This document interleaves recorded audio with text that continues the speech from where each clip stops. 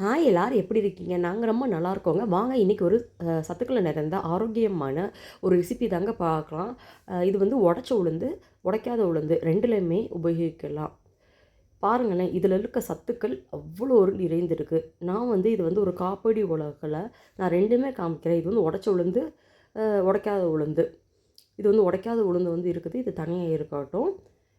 உடைச்ச உளுந்தெல்லாம் இப்போ நம்ம வந்து எப்படி ப்ரிப்பேர் பண்ணலான்றத பார்க்கலாம்.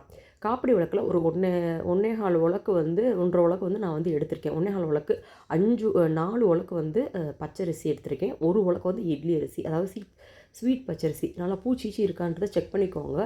இது வந்து நம்ம வந்து மிஷினில் கொடுத்து நம்ம வந்து அரைக்க போகிறோம். வாங்க இது வந்து எப்படி பக்குவமாக செய்யலாம் அப்படின்றத பார்க்கலாம்.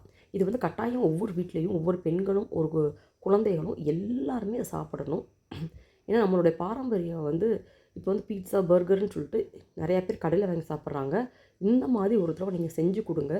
நம்ம வந்து கர்ப்பப்பையில் ஏதாவது அழுக்குகள், அதே போல் மென்சஸ் டயத்தில் அந்த இடுப்பு வலி, குறுக்கு வலி, புதுசாக ஏஜ் அட்டன் பண்ண பிள்ளைங்க எல்லாருமே கண்டிப்பாக ஒவ்வொரு வீட்லேயும் இதை வந்து பெண்களாகிய நம்ம தாங்க செஞ்சு கொடுக்கணும்.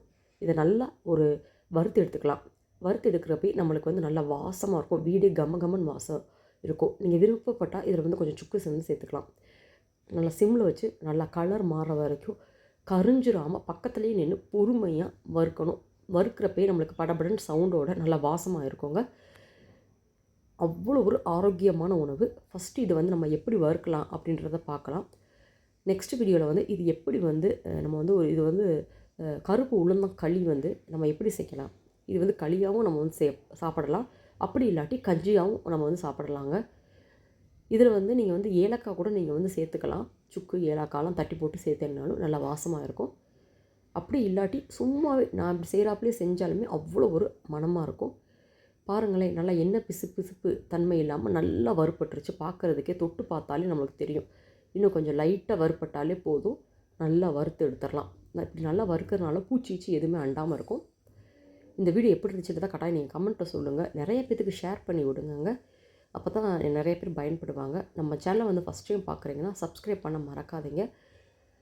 இது வந்து காலையில் ஒரு 10 நிமிஷம் தாங்க ஆகும். நீங்கள் வந்து மிஷினில் பக்கத்தில் இருந்துச்சுன்னா கொடுத்து அரைச்சி வச்சிட்டிங்கன்னா செய்கிறதுக்கு ஒரு 10லேருந்து 15 நிமிஷம் கூட ஆகாது. நல்ல ஒரு கருப்பட்டியோடு வச்சு சாப்பிட்றதுக்கு, வெல்லத்தோடு வச்சு சாப்பிட்றதுக்கு, நல்லெண்ணெய் எல்லாம் ஊற்றி சாப்பிட்றதுக்கு அவ்வளோ ஒரு ஆரோக்கியமாக இருக்கும். குறுக்கு வலிக்குது, இடுப்பு வலிக்குதுன்றவங்களுக்கு இதை நீங்கள் தொடர்ந்து நீங்கள் சாப்பிட்டுட்டே வந்தாலே அது எல்லாமே பறந்து போயிடும். நம்மளோட சேனலில் நிறைய வீடியோஸ் இருக்குது, ரெசிபிஸ் இருக்குது. கட்டாயம் போய் பாருங்கள். எப்படி இருக்குன்றத கமெண்ட்டில் சொல்லுங்கள். பாருங்களேன், இது நல்லா ஆறின பிறகு நான் போய் மிஷினில் கொடுத்து அரைச்சி எடுத்துகிட்டு வந்து போகிறேன். நெக்ஸ்ட் வீடியோவில் இது எப்படி செய்யலான்றதை பார்க்கலாம். நன்றி, வணக்கம்.